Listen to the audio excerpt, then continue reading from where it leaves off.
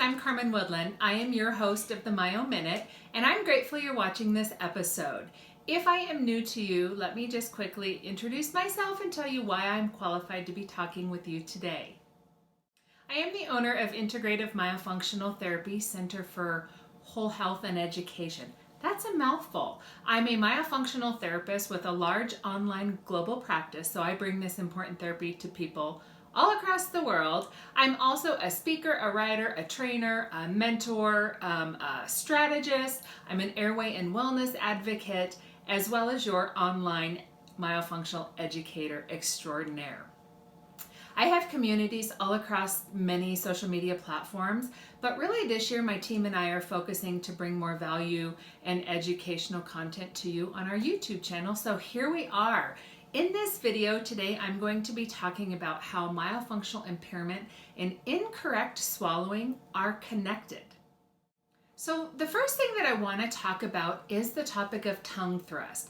Many people that think that tongue thrust is the problem, but truly it is not. It's just a symptom. The real problem, the root of a lot of evil, if you will, is the oral resting posture. When the tongue is not resting in the roof of the mouth like it's supposed to be, I'm telling you, tip to tail needs to be in the roof of the mouth, a correct swallow just is not possible.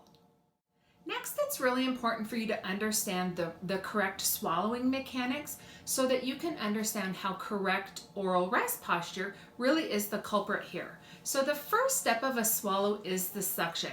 So this requires the tongue to move up, but the lips need to be sealed, the mouth needs to be closed, and it requires nasal breathing. Next, when the tongue raises up and it contacts the roof of the mouth, this creates a seal. And it is that seal that helps change the pressure, that helps that bolus or the chewed up food to move into the throat and continue on with the swallow. Now, it is this change in pressure that pulls that bolus back. So if the tongue does not seal, then there are going to be other compensations to make this happen. These compensations can be things like struggling to swallow. So I call it chicken necking.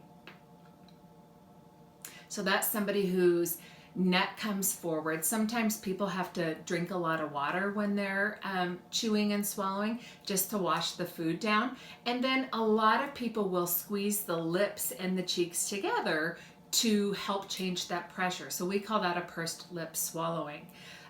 Really, one of the biggest things for my clients who are women, pursed lip swallowing can create lots of fine lines and wrinkles.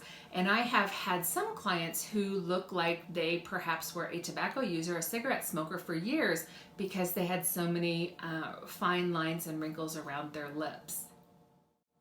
So if this resonates with you and you're trying to figure out myofunctional impairment or swallowing, all of that stuff, I invite you to download my free self-assessment tool.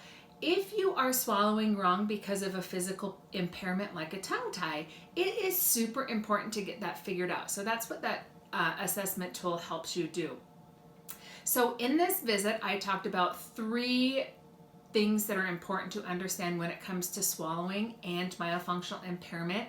Thank you for watching this video, and I look forward to seeing you in the next episode of the Myo Minute. Bye for now.